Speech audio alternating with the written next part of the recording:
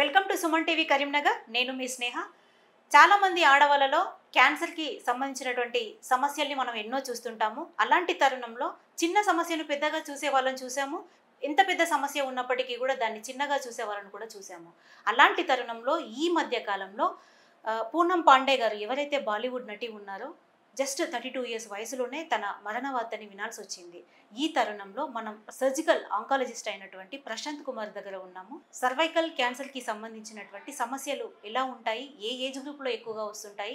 Tejas academy స్థాపించిన 12 సంవత్సరాల్లో 1918 defence ఉద్యోగాలతో పాటు ఇంటర్లో రాష్ట్ర స్థాయి మార్కు సాధించి తెలంగాణ నెంబర్ 1 గా నిలిచిన తేజస్. ఇలాంటి సమస్యలు తలెత్తుతాయి.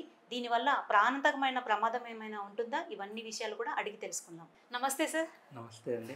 సార్ మిమ్మల్ని కలవడము చాలా హ్యాపీగా ఉంది. ఎందుకంటే ఆడవాళ్ళలో తలెత్తటువంటి ముఖ్యమైన సమస్యలలో క్యాన్సర్ వ్యాధి కూడా ఒకటి.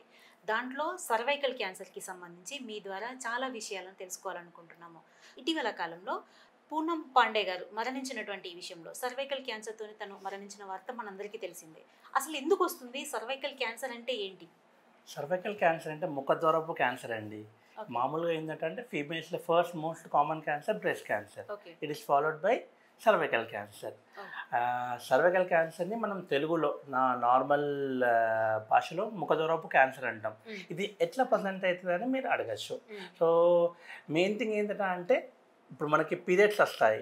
పీరియడ్స్కి మధ్యలో ఒక వన్ మంత్ గ్యాప్ ఉంటుంది.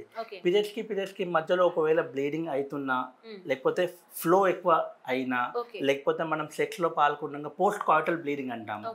సో ఉన్నా, లేకపోతే ఏమన్నా వజైనా నుంచి కంటిన్యూస్గా వాటరీ డిశ్చార్జ్, ఫౌల్ స్మెల్లింగ్ అట్లా ప్రజెంట్ కావచ్చు. లేకపోతే బ్యాక్ పెయిన్తో కూడా ప్రజెంట్ కావచ్చు. అడ్వాంటేజ్.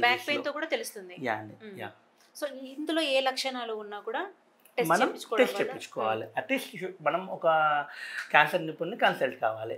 అట్లా అంటే సార్ ఇప్పుడు ఈ ప్రాబ్లం పెళ్లి అయిన వాళ్ళలో ఎక్కువగా వస్తుందా, పెళ్లి కాని వాళ్ళలో వస్తుందా? అట్లా చెప్పరాదండి. ఎందుకంటే ఈ ముఖద్వారపు cancer most common reason early age at sex. So whenever you will have sex at an early age. And చాలా మందితో అంటే మనము సెక్స్లో మల్టిపుల్ పార్ట్నర్స్ అంటాం కదా. ఒక couple they can have sex with multiple partners. ఆ పార్ట్నర్స్ కూడా multiple members ఉండే ఛాన్స్ ఉన్న వాళ్ళకి ఇది ఎక్కువ కామన్ వస్తుందండి.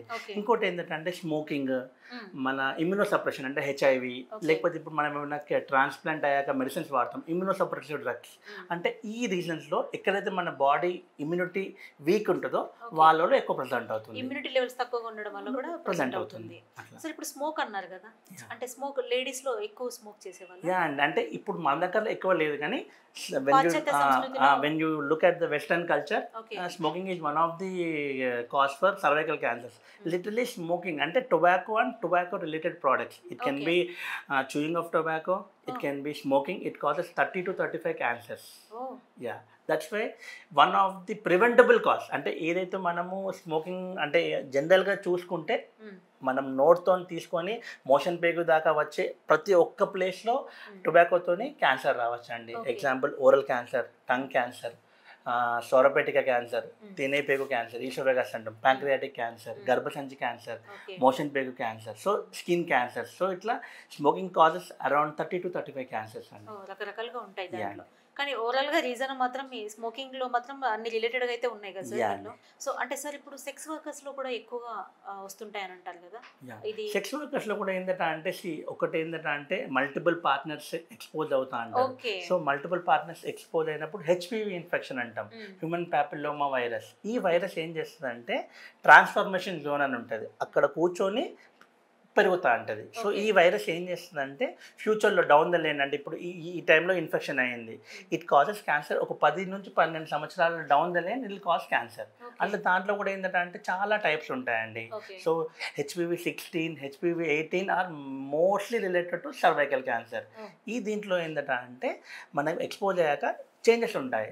సో ఫస్ట్ ఇన్ఫెక్షన్ అవుతుంది, ఇన్ఫెక్షన్ నుంచి mild dysplasia, moderate dysplasia, severe dysplasia, తర్వాత cancer. So it takes around 5 to 10 years. Okay, 5 to 10 years లోపల మనం సో దట్స్ ద రీజన్ మనం స్క్రీనింగ్ చేసుకోవాలి అంటున్నాం. ఓకే, ఎర్లీ స్టేజ్ లోనే screening test. See, there are 2 ways of preventing cancer అండి. ఒకటి primary prevention, ఒకటి సెకండరీ ప్రివెన్షన్. ప్రైమరీ ప్రివెన్షన్ అంటే ఏంటంటే మనకి ఏమీ లేదు రాకుంటే, ఇప్పుడు మనం ఇప్పుడు ఇన్ఫెక్షన్ రాకుండా వ్యాక్సిన్స్ ఎట్లా తీసుకుంటామో HPVలో కూడా వ్యాక్సిన్స్ ఉన్నాయి, గార్డిసెల్, సర్వరిక్స్ అని. ఈ వ్యాక్సిన్స్ ఇచ్చుకుంటే ఏంటంటే అంటే హెచ్పివి ఇన్ఫెక్షన్ కాకుండా చూస్తుంది. హెచ్పివి ఇన్ఫెక్షన్ కాకుండా క్యాన్సర్ రాదు. ఇది ప్రైమరీ ప్రివెన్షన్. సెకండరీ ప్రివెన్షన్ అంటే you have sex, you have already export to HPV virus. So దాని నుంచి నీకు క్యాన్సర్ వచ్చే ఛాన్సెస్ ఉంటాయి. సో ఉన్నప్పుడు ఏంది ఎర్లీగా డయాగ్నోస్ చేసుకోవడం. సో పూనం పాండే విషయంలో కూడా ఇదే కావచ్చండి. Mostly they have neglected 100%. అంటే చిన్న సిమ్టమ్స్ ఉంటాయి, హరిబిరి బిజీ లైఫ్లో ఎవ్రీబడి విల్. సో సిమ్టమ్ ఎట్లా ప్రజెంట్ అయితే జస్ట్ ఇట్లనే back pain, continuous back pain ఉన్న it could have cost like that. So ఒక్కటి ఏంటంటే అంటే మనకి ఈ సిమ్టమ్స్ నేను చెప్పాను కదా, ఎక్సెసివ్ బ్లీడింగ్, ఇంటర్మెన్స్ట్రువల్ బ్లీడింగ్ అంటే ఒక పీరియడ్ మధ్యలో బ్లీడింగ్ ప్లస్ కాయిటస్, సెక్స్ చేసేటప్పుడు బ్లీడింగ్ అయితే ఖచ్చితంగా ఎవాల్యుయేట్ చేసుకోవాలి. అట్లా ఏ ఏజ్ గ్రూప్లో ఎక్కువ వస్తుంది సార్? ఏ ఏజ్ గ్రూప్లో అంటే యాక్చువల్లీ ఇప్పుడు రొటీన్గా మనం ఇండియన్స్ తీసుకుంటే 20-22 ఇయర్స్ అప్పుడు మ్యారేజ్ అవుతుందమ్మా. సో మ్యారేజ్ అయినాక 3 ఇయర్స్ నుంచి దాని ఇన్ఫెక్షన్ అయ్యి అంత ప్రోగ్రెస్ 30-35లో మెయిన్గా ప్రజెంట్ ఏజ్ 30 to 40 ఇయర్స్లో అట్లా. 30-35 అరౌండ్ లో ఆ మ్యారేజ్ అంటే anything when you have exposure నుంచి మనకు 10 ఇయర్స్ పెట్టుకోండి అమ్మా అట్లా. సో అందుకే మనం స్క్రీనింగ్ కూడా ఏంటంటే అంటే 20 ఇయర్స్ నుంచి స్టార్ట్ చేస్తాం. సో 20 ఇయర్స్ నుంచి స్క్రీనింగ్ ఇప్పుడు ప్యాప్స్మియర్ అంటాం, ఇంకోటి కాల్పోస్కోపిక్ బయాప్సీ అంటాం. ప్యాప్స్మియర్ అంటే ఏంటంటే అంటే ముఖద్వారం లోపలికి అని దారికుంటా ఒక స్కోప్ పెట్టి చిన్నగా బ్రష్ ఉంటుంది, దాంతో చిన్న సెల్స్ తీసేసి టెస్ట్కి పంపిస్తాం. ఒకవేళ అది నార్మల్ వస్తే ప్రాబ్లం లేదు, ఎవ్రీ 3 ఇయర్స్ స్క్రీనింగ్ చేసుకోవచ్చు. ఒకవేళ అది పాజిటివ్ వస్తే ఎవాల్యుయేట్ చేయాలి. సో ఎవరైనా సరే ఆడవాళ్ళు ఇట్లాంటి డౌట్ ఏదైనా ఉంటే ఎవ్రీ 3 ఇయర్స్కి ఒకసారి టెస్ట్ చేసుకోవడం బెటర్ అట్లా. ఇంకొకటి ఏంటంటే అంటే ఒకవేళ నార్మల్ వస్తుంది అనుకోండి, ఈ ఇయర్ నార్మల్ వచ్చింది అనుకోండి, నెక్స్ట్ 3 ఇయర్స్కి చేసుకుంటాం. బట్ అబ్నార్మల్ వస్తే మళ్ళీ 6 మంత్స్కో 1 ఇయర్కో కూడా స్క్రీన్ చేసుకోవాల్సిందే. సార్ ఇప్పుడు నాకు డౌట్, స్మోక్ చేయకున్నా కూడా మీరు అన్నారు ఓవర్ బ్లీడ్ అయినప్పుడు ఇలాంటి లక్షణాలు అన్నారు కదా, ఇది కాకుండా వేరే అదర్ ఓకే అంటే ఇప్పుడు నేను మీకు ఒకటి చెప్పాను, ఇది one of the commonest reason is HPV virus. So same ఇప్పుడు మన దగ్గర ఇండియన్ పాపులేషన్లో తక్కువ అండి, ఇండియన్ పాపులేషన్లో always male with female. But other example other కంట్రీస్లో లెస్బియనిజం కామన్ కొందరు. సో ఈవెన్ ఇఫ్ కాంటాక్ట్ అంటే వైరస్తో కాంటాక్ట్ అవ్వడం అంటే సెక్స్ చేసుకోకుండా కూడా ఇప్పుడు కిస్ పెట్టుకోవడము, లేకపోతే జెనిటల్ ఏరియాస్లో ఫింగర్ పెట్టుకోవడము అట్లాతోని కూడా వచ్చే ఛాన్స్ ఉంటుంది. చాలా మంది లేడీస్ ఏంటంటే ఆ ప్లేస్ లో చిన్నగా పెయిన్ లాగా అనిపించినా కూడా టెన్షన్ పడే అవకాశాలు ఉంటాయి కదా, ఏదైనా నాకు ఏదైనా క్యాన్సర్ సోకిందా అలాంటి ఆలోచనలు కూడా వస్తుంటాయి కదా. బట్ మెయిన్ థింగ్ మన దగ్గర అంటే కంపేర్ టు వెస్టర్న్ పాపులేషన్లో ఈ ఇన్సిడెన్స్ తగ్గింది. ఎందుకు తగ్గింది అంటే awareness, first thing awareness, second thing screening అంటే అక్కడ వాళ్ళు ఇన్సూరెన్స్లో ఖచ్చితంగా ఏం సిమ్టమ్స్ ఉన్నాకుండా స్క్రీనింగ్ చేస్తారు. మన దగ్గర ఎక్కువ వచ్చేటి లో సోషో ఎకనామిక్ స్టేటస్ అండి. ఎకనామికల్లీ పూర్ వాళ్ళు ఏంది డబ్బులు లేవు చేయించుకోము, మళ్ళీ పోతే హాస్పిటల్ టెస్ట్లు అని చూస్తారు. బట్ అది మెయిన్ రీజన్ లో సోషో ఎకనామిక్ స్టేటస్, ఇంకా అవేర్నెస్ లేకుండా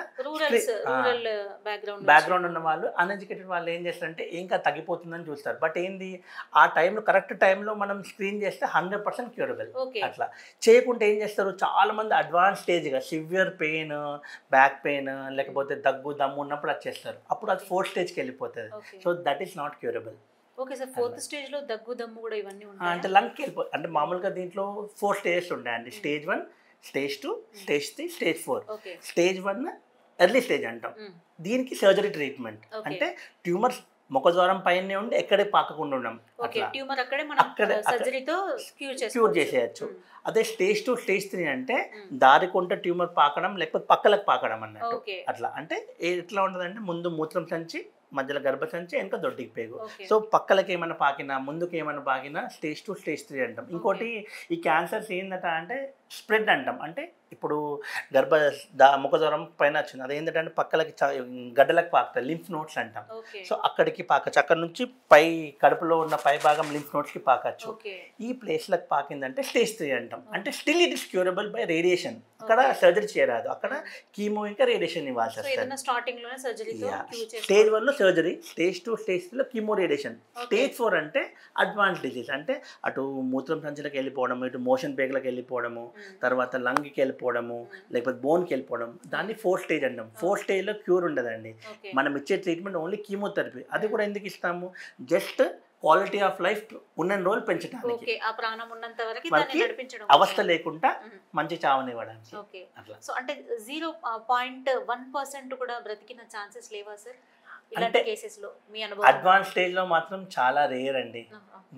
కొన్ని క్యాన్సర్స్ ఉంటాయి. ఇప్పుడు థైరాయిడ్ క్యాన్సర్ ఉంది, అది మంచి క్యాన్సర్. ఈవెన్ టెస్టిక్యులర్ క్యాన్సర్ ఉంది. ఈ 2 క్యాన్సర్స్ ఏంటంటే అంటే అడ్వాన్స్ స్టేజ్ లో కూడా దే విల్ సర్వైవ్ అట్లా అన్నట్టు.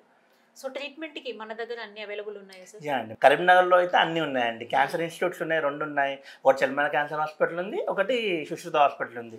రెండిట్లో you have all facilities. Okay sir, ఇప్పుడు స్టేజ్ 1 స్టేజ్ 2లో ఉండగానే ఎలాంటి కండిషన్స్ ఫాలో అవ్వాలంటే ఫుడ్ ఇంటేక్ కానీ అట్లాంటివి ఏదైనా? ఫుడ్కి సంబంధించి ఏం ఇబ్బంది లేదమ్మా. Food nutrition is not anyway related to cancer. So you can have normal diet, you can eat everything అట్లా. బట్ ఏంటంటే అంటే రేడియేషన్ కీమో ఇచ్చే వాళ్ళు ఏంటంటే అంటే సైడ్ ఎఫెక్ట్స్ ఎక్కువ ఉంటాయి. ఎందుకు కిడ్నీ మీద ఎఫెక్ట్ చేస్తాయి, లివర్ మీద ఎఫెక్ట్ చేస్తాయి. వాళ్ళలో ఏంటంటే అంటే వాళ్ళకి అడిక్వేట్ న్యూట్రిషన్ ఉండాలి, అంటే సఫిషియెంట్ అమౌంట్ ఆఫ్ ఫ్లూయిడ్స్ ఉండాలి, ప్లస్ మంచి ఫుడ్ తీసుకోవాలి. Immunity power. ఇంకొకటి ఏంటంటే అంటే పేషెంట్ న్యూట్రిషన్ మంచిగా ఉంటేనే ఇచ్చే ట్రీట్మెంట్ ఎఫెక్టివ్ ఉంటుంది. అట్లా చాలా మంది ఇప్పుడు సర్జరీ చేసుకొని వెళ్ళిపోతారు. ఏమంటారు, పప్పులు తినద్దు, చీమస్తుంది సార్ అంటారు. అది కాదమ్మా. పప్పులో ప్రోటీన్స్ ఉంటుంది, నువ్వు ఎంత బాగా తింటే అంత మంచిగా హీల్ అవుతుంది అట్లా. అండ్ సార్ ఇంకొకటి, అబార్షన్స్ ఎక్కువ అవడం వల్ల కూడా వస్తుంది అని వింటూ ఉంటాం జనరల్ గా, అది నిజమా సార్? అంటే అబార్షన్స్ తోనైతే సర్వైకల్ క్యాన్సర్స్ కి అయితే ఏం లేదమ్మా. ఒకటే ఏంటంటే అంటే ఓసీ పిల్స్ వాడతాం కదా, ఓరల్ కాంట్రాసెప్టివ్ పిల్స్ అట్లా. సో అది వాడిన వాళ్ళు కొంతమందిలో క్యాన్సర్స్, ఈ సర్వైకల్ క్యాన్సర్ అనేది కొంచెం ఎక్కువ ఇన్సిడెన్స్ అట్లా. Sir thank you so much sir, చాలా డౌట్స్ అన్నీ కూడా క్లియర్ చేశారు. ముఖ్యంగా లేడీస్లో వచ్చేటువంటి సర్వైకల్ క్యాన్సర్ అనే దాని గురించి మీ ద్వారా చాలా క్లారిటీ వచ్చింది. చాలామందికి అలాంటి సమస్యతో బాధపడుతున్న వాళ్ళకైతే ముఖ్యంగా వాళ్ళ డౌట్స్ అన్నీ కూడా క్లియర్ అయినట్టే ఈ వీడియోతోని. Thank you so much sir. Thank you Sneha గారు. Thank you. ఇదండి ఇవాళ వీడియో. చూశారు కదా, సర్వైకల్ క్యాన్సర్కి సంబంధించి ఈ సమస్య ఎంతగా ఉంటుంది, ఏ ఏజ్ గ్రూప్ వాళ్ళకి ఎక్కువ వస్తుంది, ఎలాంటి లక్షణాలు ఉంటాయి అనే అన్ని విషయాలు కూడా ఇవాళ తెలుసుకున్నాం కదా. సో నెక్స్ట్ మరొక మంచి వీడియోతో మళ్ళీ మీ ముందుకు వస్తాం. చూస్తూనే ఉండండి Suman TV. Thank you so much.